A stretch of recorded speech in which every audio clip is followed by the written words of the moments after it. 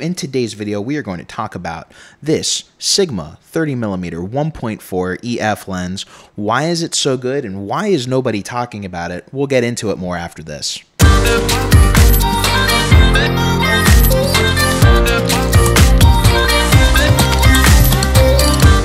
Welcome back to the channel, everybody. If you're new here, my name is Jeff Fagan. I'm a filmmaker and director of photography based in South Florida.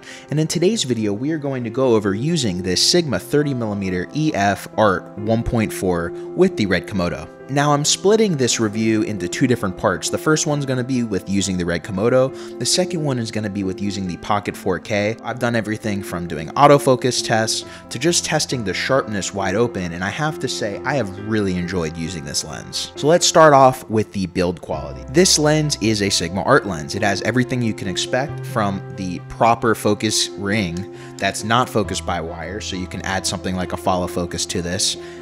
It comes with really great image quality.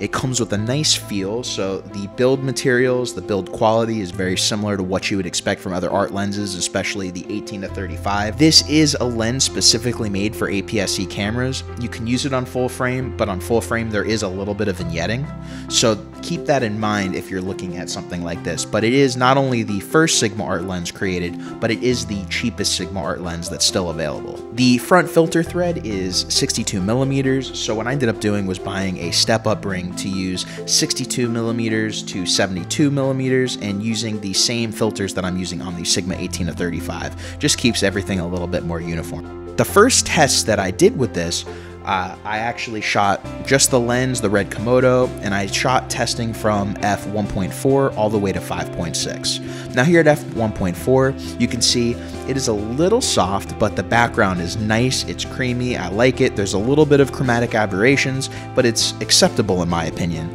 As you start stepping down, a lot of the chromatic aberrations go away, it becomes sharper. The more you stop down, the sharper it gets until you get to about f5.6, and then from there it's about the same sharpness. But again, you do lose that creamy background blur that you would get if you were shooting at f1.4, and I've found f1.4, even with the little bit of softness you get, absolutely usable.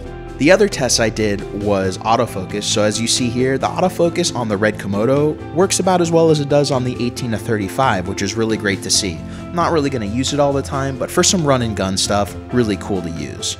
The other thing is, due to the size of this lens, this thing is very similar to the size of the Canon 50mm 1.4, and so putting this on a camera like the Red Komodo makes it nice, compact, and when I want to use something like a Tilta Nucleus Nano, the Nucleus Nano comes with a small 15mm rod adapter that oddly fits really nice with the Red Komodo, but will only work with small lenses like this, and it works great. So I can have my nice compact setup travel with a follow focus if I'm using this small 30mm, or any lens that's small like this 30mm. I did shoot some tests outdoors with my buddy Diego and his girlfriend using the 30mm, the Red Komodo, and the Tiffen Black Promise 1/8 filter, and I got some great results. Filming people with this lens and the Tiffen Black Promise, I really loved the images coming out of that combination. Some of these shots were at 1.4, most of them were at 2.8, and still, the background had a nice blur to it. I really did like the images we were getting even at 2.8.